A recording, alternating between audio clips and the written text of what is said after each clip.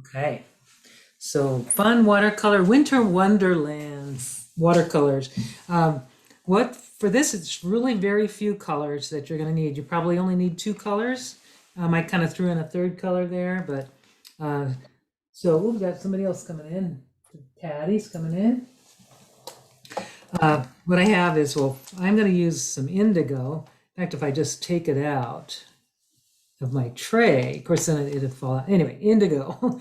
I'm going to use indigo. I've got this kind of a dark, I don't know, it's a Paynes gray or something. It's a very pretty, cool gray. Hi, Patty. Nice to see you. So I've got, Hi, hi. So we've got are they indigo. metallics?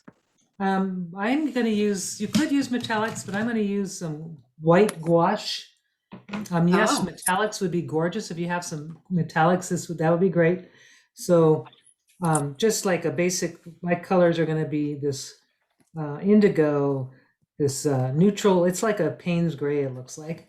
This is a violet. I think it's dioxazine violet, but it's a violet color.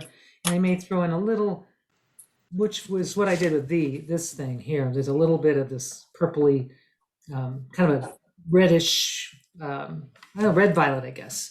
But really, if you only want to do two colors, just blue and neutral tint, something neutral. Because we're really going to make a cool winter scene. Oh, also, I'm sorry, I forgot, I did use green. This Cascade green, I think. So, but really the neutral or the cool gray is going to really help darken everything that you need to have darkened. So whatever you've got in just a couple colors, and I'm going to use two brushes. Well, then I also have the white for the snow. I'm just going to use a gouache, and I usually put it in a dish because when you squeeze out gouache, it just doesn't reconstitute very well. So I like to put it just as much as I know I'm going to use in the tray, and then I use that. So that we'll have that. And of course you need water, and I'm going to use a couple of, like a medium-sized brush. I don't need to use this one. Medium size and a kind of a larger one. And it's funny, when you do spattering, your brushes are, whatever brushes you have are going to do different spatters. And I love this spatter. It's kind of a bigger spatter than I'm used to seeing. This brush does the big spatters for some reason really well. If you want really small, fine spatters, you could use a toothbrush and, take it with your fingers, and that will create that more soft, or not soft, but finer little particles. So there's all different ways we can do this. So we're going to do and get started. I'm going to move those out of the way, and got some water, got my paper, and I've masked off 3 sheets because I want to do 3 kind of at the same time. We'll work with them together, and you can do more if you want. You could do 4. I've got my washi tape masked, giving it a nice border. And I noticed that this washi tape, when I did these, the border wasn't that crisp. So, each washi tape or masking tape is so different when you're working with it. So I just want to make sure that that's down so I get a nice crisp, clean border. And the reason I picked 5x7, or actually I cut this a little smaller than that, it's because it can fit right on top of a blank greeting card. So I've got it, that'll be a full size, and then I've got these small ones so that you could write a greeting below. So that's kind of where I'm at on that. Okay, let's get started. First thing first, we have also, if we have a rag, you need a rag, something like either a tissue or a rag or some Kleenex, something that you can blot with. So first thing we're going to do, we're going to do these little ones first, just to kind of get our feet wet. What we want to do is clear washes. Not on this one, I want to do a clear wash over the whole thing. And on the second one, I want to clear wash about 2/3 of the way down. You could, if you wanted to take a pencil, which I'm going to just do. I didn't do this with my first one, but I'm thinking just to show you. Let's say you want to make it a horizon or a mountain. Well, just something you're going to do. I'm going to do a small kind of line going up, kind of like that. Just a very small. That's where my wash is going to end. So I'm just doing kind of like a 2/3 down. I don't want it straight in the middle because that would look funny. So I'm kind of going down a little bit. That just can create like a kind of a nice horizon or mountain edge or something. This, I'm not going to put anything. I'm not going to draw at all. And the reason being is I'm going to do a wash on the whole thing on that one. So the first one, I'm going to take just water only, and I'm putting a layer of water, kind of a thin wash of water. So I want it shiny, not too drippy, but kind of having a sheen on it, like that. So it's just a nice wash of water. Okay, that's pretty good. It's nice and wet, but it's not totally, it doesn't have puddles. So what I'm going to do is take my dark indigo color, and I'm going to start it up at the top of the paper, and I'm going to bring it down about 2/3 of the way about 2/3 of the way down. And now I'm going to load my brush again with more color, and I'm going to start it again at the top. And I'm just going to bring it about like halfway between what I just did. Okay, halfway. So I'm just I did the first layer, the first wash, the second wash is halfway, and I'm going to do a third wash with maybe add some of that neutral tint color.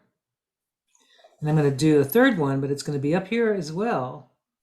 But I'm just kind of making it halfway between these three. So I've got like 3 levels going on here. And that's helping to, that's going to just kind of make a nice graduated wash here. I could add some neutral, some of that dark gray again, right at the top, because I want it to look kind of almost like nighttime. Maybe it was a moonrise, or it could be a sunset. I'm going to put a little bit of neutral tint right also up here.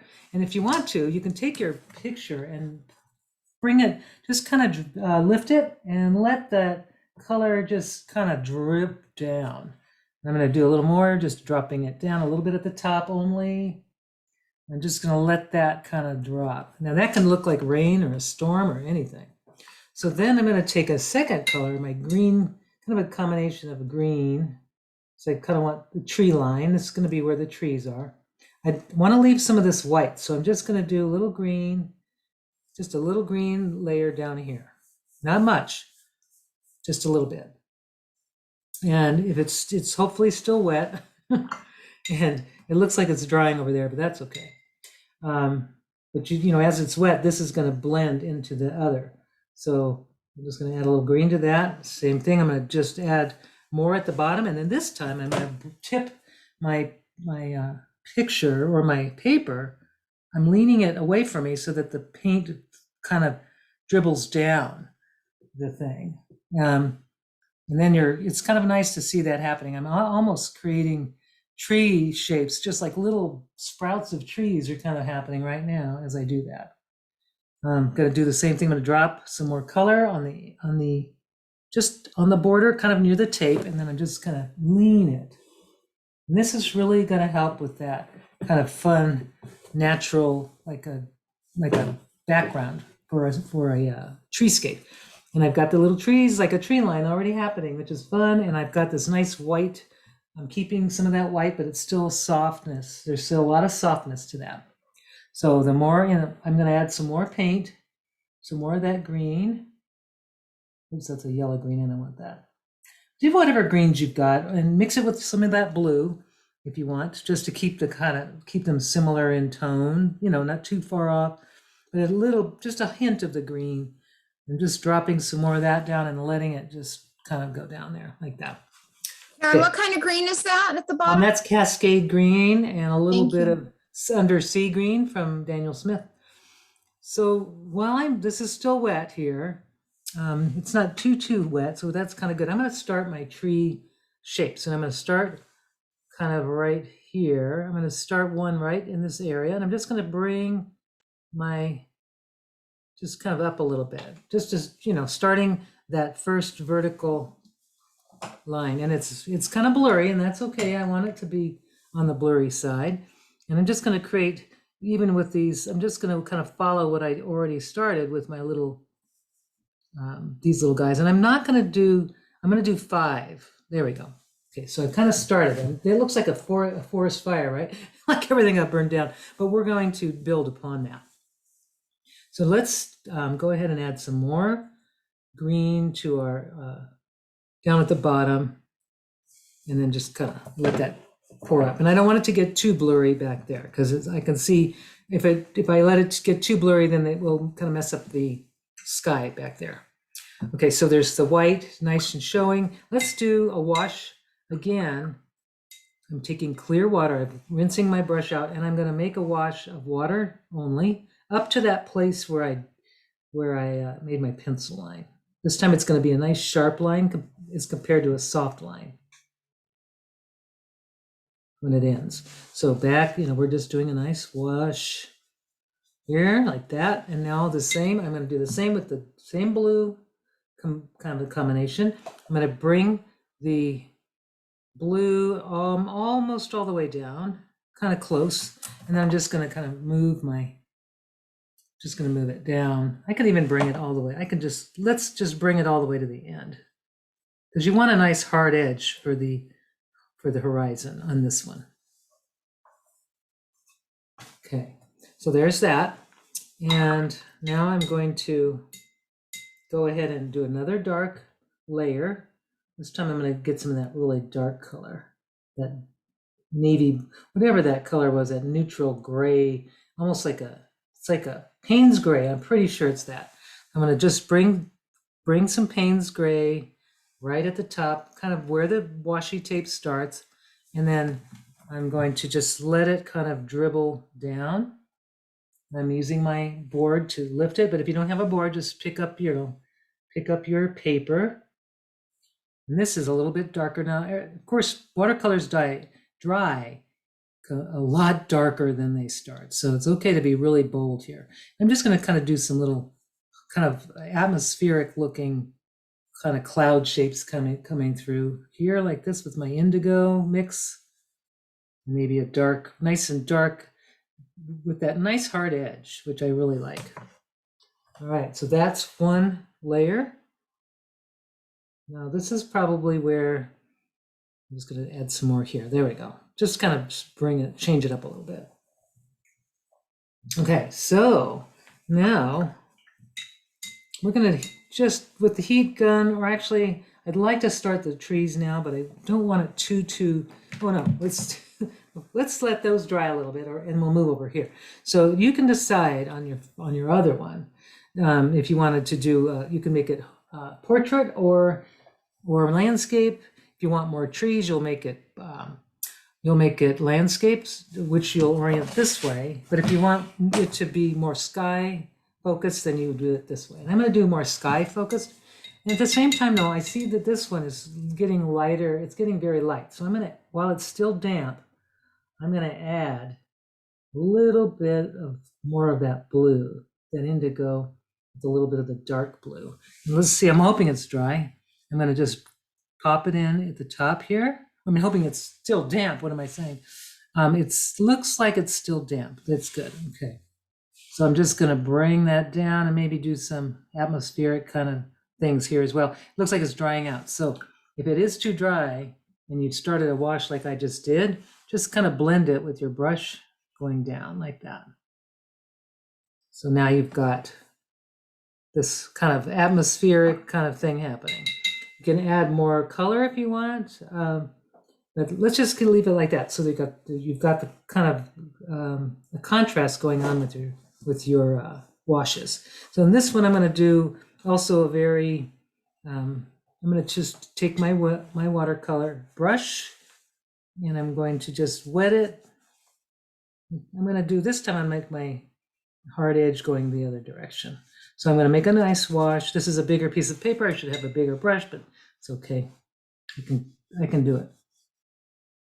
So now the same thing. We're going to use the same color. We're going to use our, pretty much a limited palette today. And I'm going to start with the wash all the way down. This is my indigo color. Oops.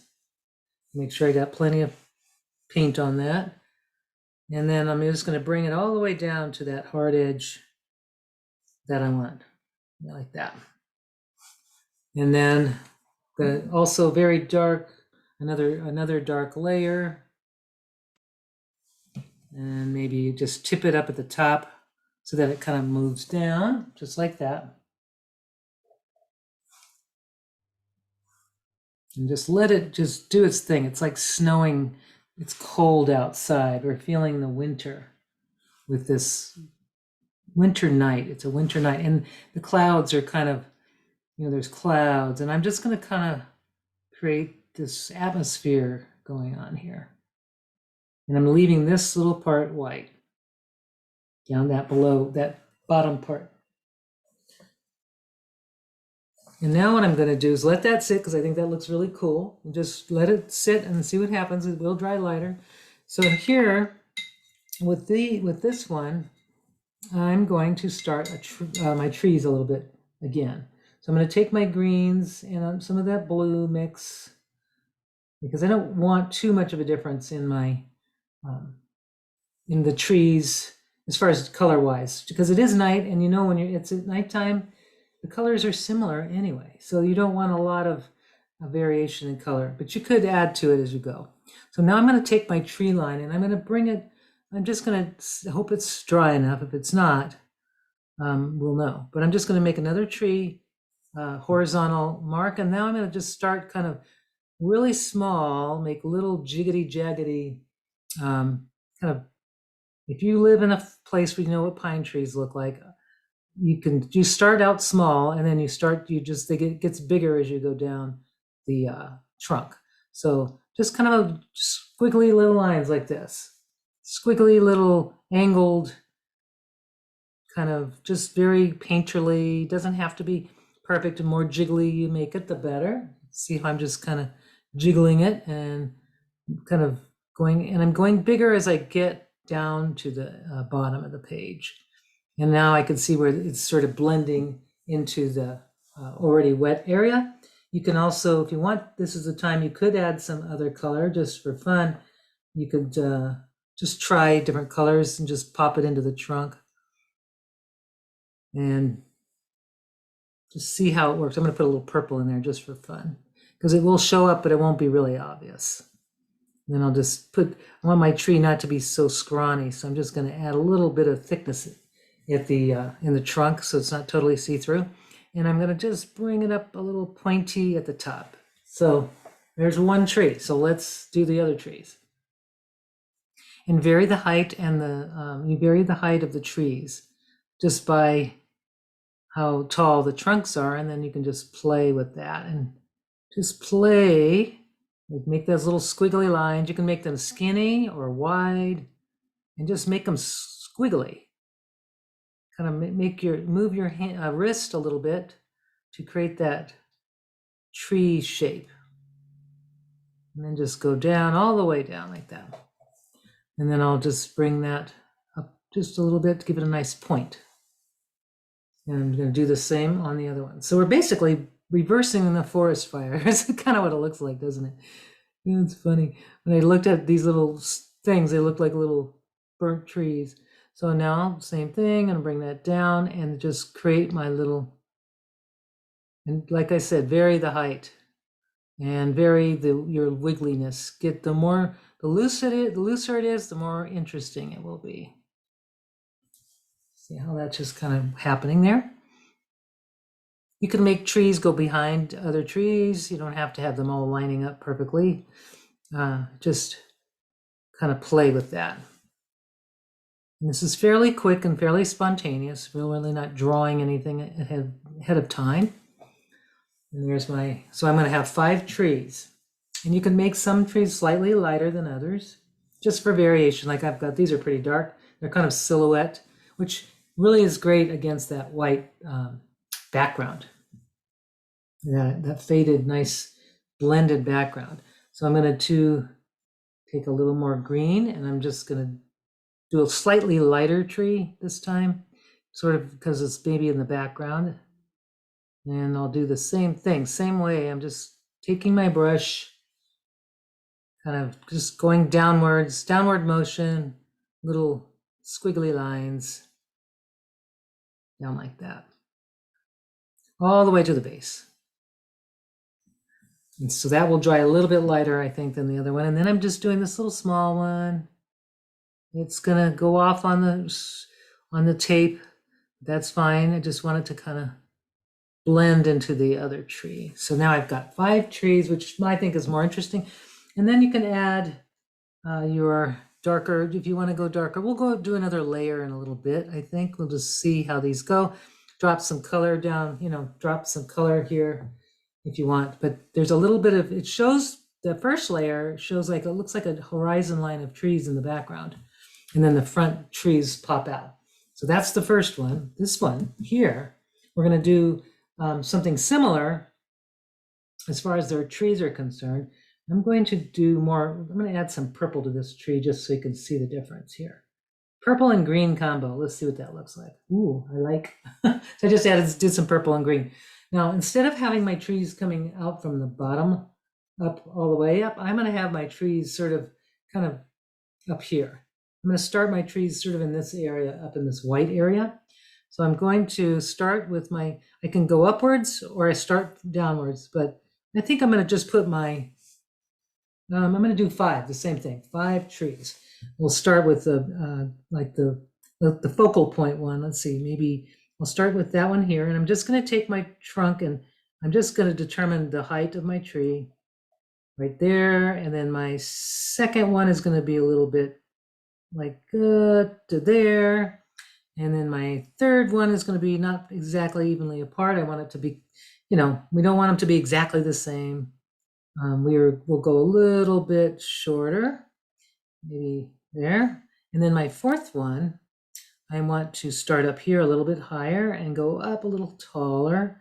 And then my fifth one's just going to be kind of like that, and won't see much, but there it is. So we start with our burnt down, our little twigs, and then we'll build our trees from there.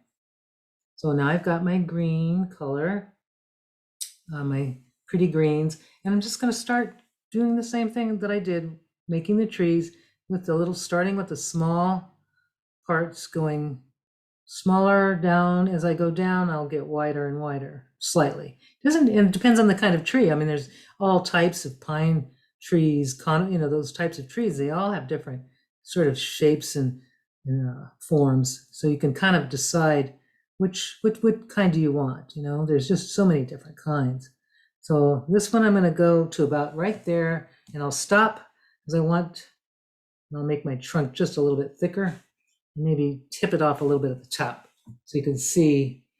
There it is. So now I'll just bring my second one. I'll do the same thing, and you can vary the width, or not the width, but the darkness of your, how dark these are will make a difference too. So I'm just kind of creating that. And with my trunk, I want my trunk to be there. So this time I'm just going to have these sort of look like they're floating, but you'll see we'll make some shadows and it'll really ground those. And then this one I'm going to do the same, just loose and free, lots of wet watercolor. And then you can drop colors in it if you want. You can add colors as you go. There we go. Yeah, that's as far as I want to go on that one. And I'm going to just fill in each of these trees. But it really helps to create the trunk first and then build. It's basically building your tree backwards. But then you can get a nice sturdy tree shape and without any drawing ahead of time. And with the silhouette look that's happening, it's pretty easy. So we've got that. And then I'm going to do this one, and it's kind of going to go off to the side of the tape. But that's fine, because at least, we know it's the fifth tree. It's just not smack dab in the middle of the picture or of the frame. And I want a little bit of a trunk there. And this one I want to add a little trunk also. So I'm going to pop some color in there. There's that violet color I kind of like. I'm going to put those just a little bit in here, just in the trunks a little bit, just to kind of change it up. You can't see it from your end, but it's very subtle. When it dries, it'll be more obvious. So this had more green, this has more purple, but it's still along the same values. So this one, I'm going to add I'm going to go a shade lighter this time. And I'm going to put I want this to be filled in a little bit. So I'm just going to add a little bit more to my tree, because they look a little too fake or something. There we go. Just kind of filling it in a little, making them more bushy, like that. All right, that's that on that. So now what we're going to do is we're going to create some shadows. While this is still wet, I've got a little of that purple color. I can find it. I'm going to use a little bit of this purple, but I'm going to go really light. You can find the purple. Where are you? There you are. Okay. So this time I'm going to do a light wash, very light. And I'm going to think about my moonlight coming from up here. So I'm just going to do some shadows. So these trees are going to have shadows. And what I'm going to do is, while it's still wet, I'm going very pale though, much paler than my than the trees themselves. I'm just kind of going to create some shadows. So simple, not detailed, but you know, so you can see it's kind of, I can go kind of rough like this, so that it looks like little shadows. That's it, like that. And then I'm going to add a little bit of some of that pink color, or purpley pink, just dropping it in to pop some pretty color in there. This is that kind of a, it's like an alizarin crimson, very pink color. So that's, now I've got some shadows. Now it's still looking a little stark. So I got to wait for this to dry before I do my next layer. So just going to let that sit. Now let's go over to here, and we can start. If you like the density of that, we can do the same thing. Let's just start a row of trees, however you want. I think I like this look, so I'm just going to do my trees the same that I did. I'm going to use a little bit of green this time, mixed with the blue, and I'm going to start a tree maybe right there is my focal tree. It'll be maybe also vary the width of the trunks, like that, and maybe that should be a little wider. So I'm going to go a little bit wider, like that, and then I'll do some thinner trunks because this is a slightly bigger piece. So this will be maybe up to here, and then my third one I'll just do here. And vary the height and vary the distance between the trunks, or between the spacing between the pieces here. In this, I'm going to bring that one down, I think, like that. So be a bigger tree. Oops, it's bending. Now, if you can't, you want to get them as straight, your trunks as straight as possible, because trees, especially pine trees, don't have a lot of bend to them. So I've got 1, 2, 3, 4, and now I'll do my fifth one right there.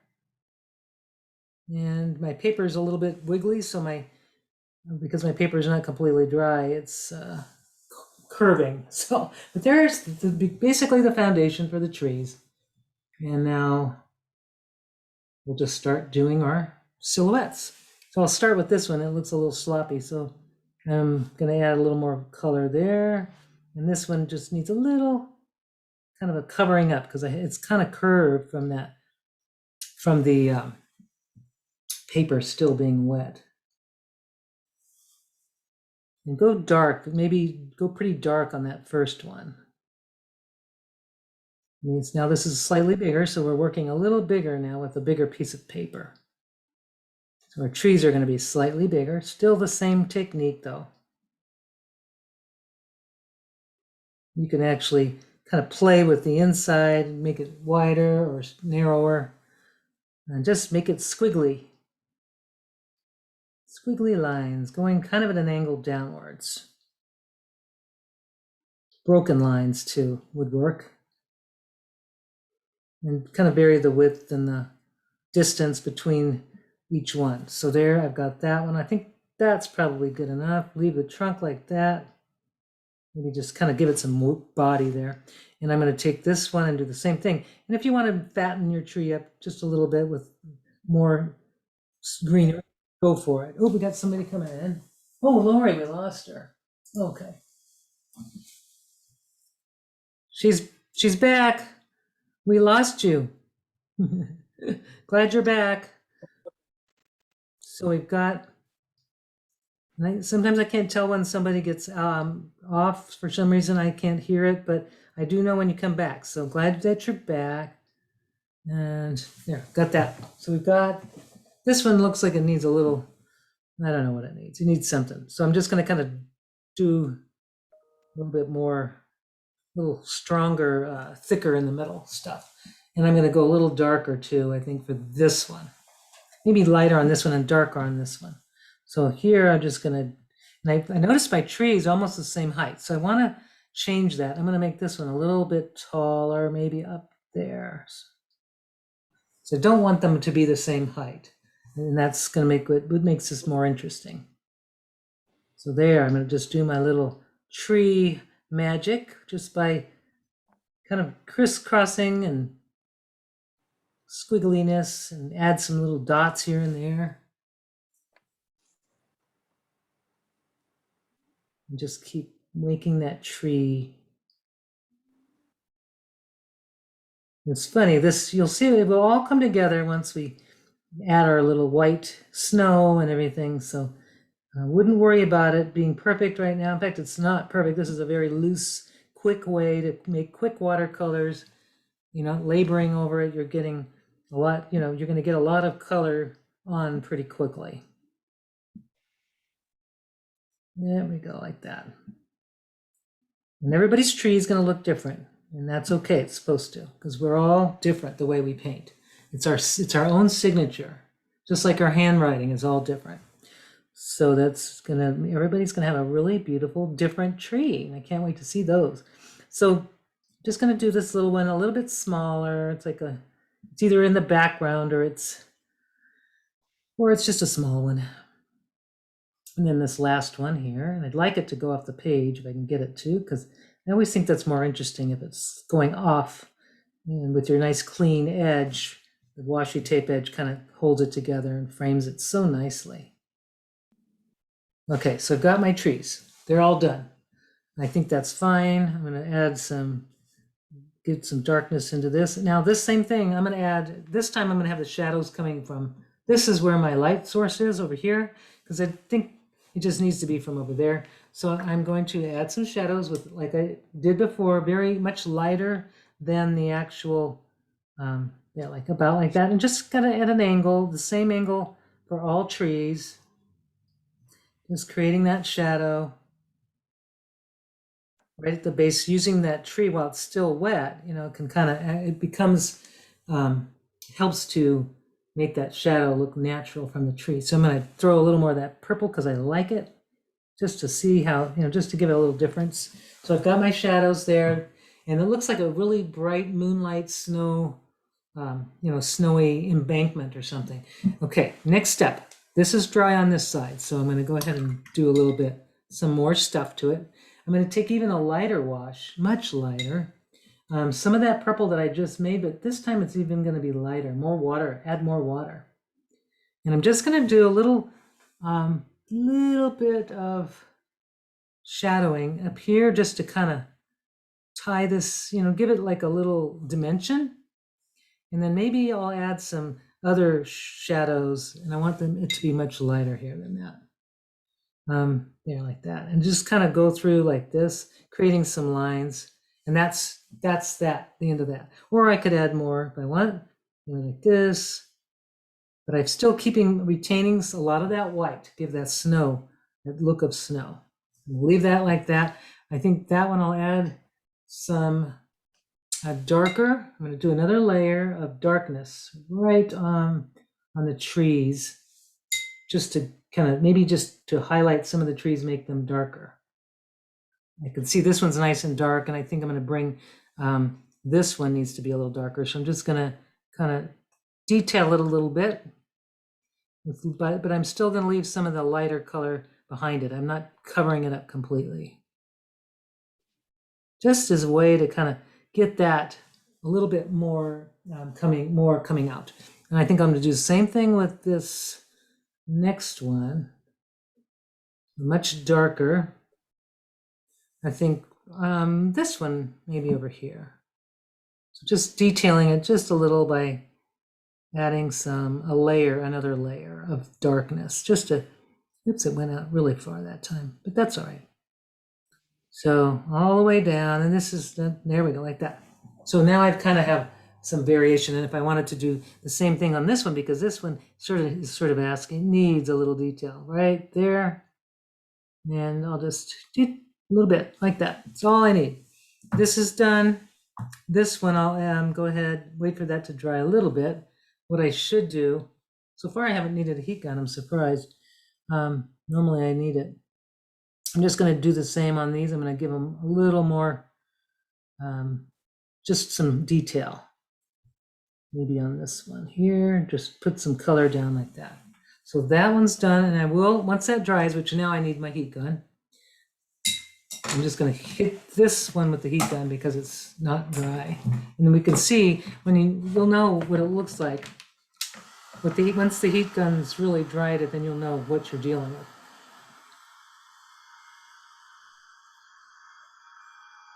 I'm loving the stormy night looking on this left on the one I'm drying right now. I think it's fun.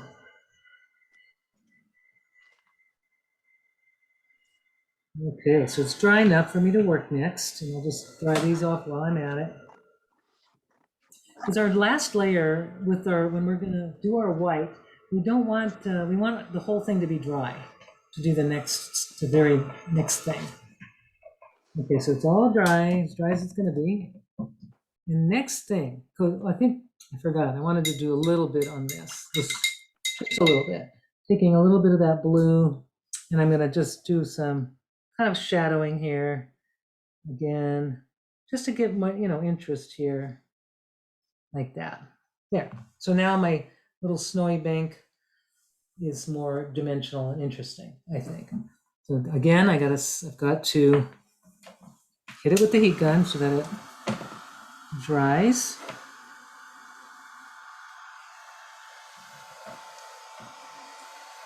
Okay. It looks ready for the next step now. Last step before the big reveal. You want to take your white paint, if you have white gouache, whatever you've got. I always like to I like this primary white. It's really super opaque. Titanium white is your next. Let's see what I've got here. Titanium white is also a good one. It's very opaque. If you have any brand titanium white. If you have zinc white, it's a little bit more transparent. You can have silver, anything you want. That's kind of an opaque. You want something opaque. So even just white opaque paint would be fine. So I'm going to mix a little bit. I've got a little dripple, like a pea-sized amount, hoping that'll do all of these.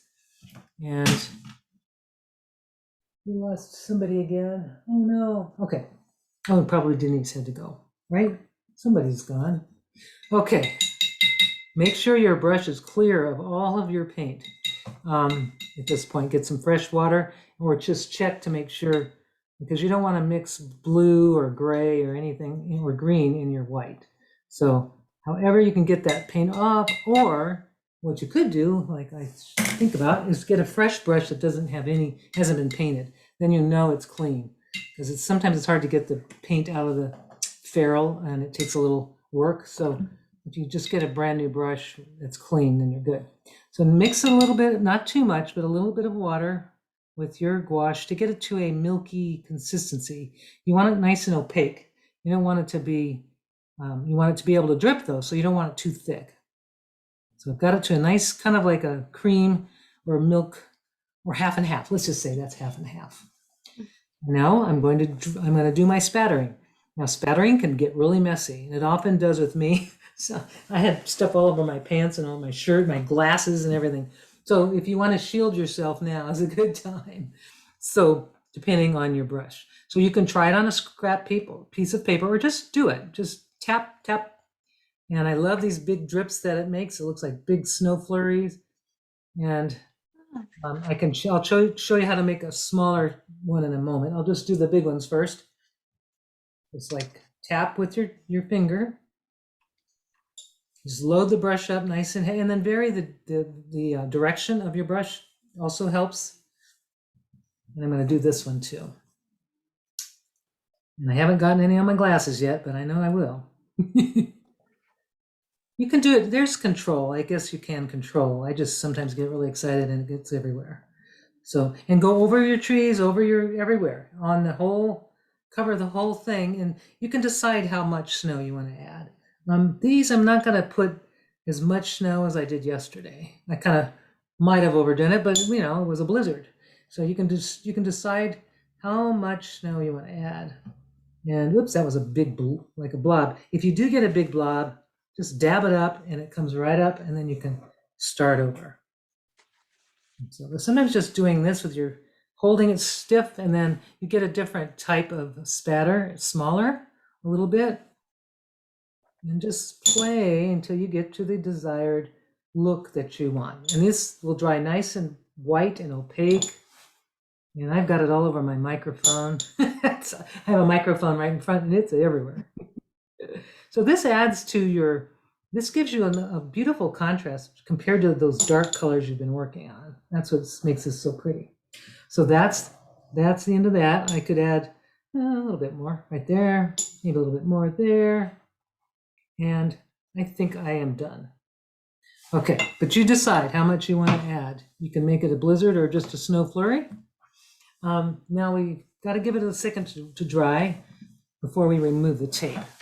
But what I'm going to do is just use my heat gun first. And gouache tends to have a little more stickiness. I mean, it's interesting. I know it's probably made of the same stuff. It's just opaque colors, but for some reason it feels like it grabs better onto the paper and onto the microphone and to the coals. Yep, I got some on my shirt. All right. It's really better to wait for your paintings to dry completely flat before you remove the washi tape, because it just makes them nice and flat anyway.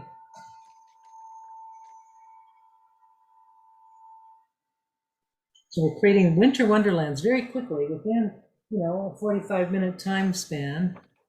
You have 3 paintings that you can put on cards or give away, frame, however, you want to present this. Okay, so that's ready. And my favorite part is always removing the washi tape. It's just so satisfying. I'm going to go ahead and lift these up and take them off carefully because I did burnish them down pretty well. So now I have a nice crisp edge, which really changes everything anyway. And you have that nice crisp edge to work with. One of my paintings yesterday was the edge was very kind of rough, and all I did was just trim it down. So used my paper cutter and just trimmed it along the edges. So if you do have a wet, kind of a blurry edge or something, that's okay. You can always trim it. Yep, like that one. See, that one just kind of bled. The color just went right underneath that tape for some reason. So that one I'll trim. And then let's see what happens with this one. Nice clean edge. I'm wondering too, if the type of paper you use makes a difference too, because these I think are different papers. I bet you they do, because this looks nice and clean. So there, we've got our winter wonderlands. And then what you could choose to do after you've painted them, you can keep them as like this. And then what I did was this one here, I already pre-did it. I spattered ahead of time. I wrote the word joy. I actually wrote it with this liquid chrome pen, and I didn't really center it, but I guess it's okay. I think what I would like to do with this one, because it isn't perfect, that edge, I'm going to trim that with my paper cutter. Just trim that edge right off. Nobody will even know it. It's slightly off a little bit anyway, so I'm going to just take it and just take those little rough edges right off and make it, just get those little icky edges off. And then I've got a nice little card, a little piece I can mount onto the card, like that. Hey Karen, what brush did you use for spattering? Oh, I used, let me tell you. This one happens to be it's made in Barcelona. It's an Escoda number 10 Versatile. It's a synthetic brush. I liked it because I don't normally get those nice big splatters. So I don't know why. Let me just show you what it looks like without the paint on it. It's just a synthetic brush. It's actually not my favorite brush for making leaves and things because it kind of doesn't have a lot of spring. You can see it kind of has this, so it's perfect for spattering. You know, I guess, you know, if you don't like a brush for one purpose, you can use it for something else. So, but just Okay. try different brushes and you'll see which ones will do the best. Okay. Now this, so now you can see that's a Oh. simple paint. You know, I love this. I could have Mhm. used a different color of cardstock or just no cardstock and just written the word. But that one's going to be a card like this one. I'll mount it just like I did this one. But I like the snow. I think that's fun. And then this one, let me grab that one's ready to go. All I need to do is take a blank card, and this one's sized just right. I could take this card and I could paint it ahead of time, but really I like the idea of just mounting it like this. Straight on. And I have another card ready to go. So that is our tutorial. I wonder how everybody's doing. Let me just turn this off real quick.